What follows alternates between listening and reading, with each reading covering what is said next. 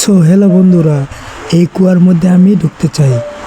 ঢুকে দেখব কি কি এখানে মেলে কত কি সাপ পুরনো আছে। তো চলুন ঢুকে যাক। দেখুন এখানে একটি কোপড়াকে ধরলাম। এখানে শুধু কোপড়ায় না, আরও অনেক কিছু আছে। কি কি আছে চলো দেখা যাক। এখানে যদি সাপে একটি কামড়ায় কোপড়াটি, তাহলে কেমন হবে। এই এখন পুরনো একটি পাখি। তারপর আরও অনেক কিছু আছে এখানে বের করে। আরও কি আছে যদি বন্ধুরা দেখতে চাও, তাহলে কমেন্ট অবশ্যই সাবস্ক্রাইব করে রাখো।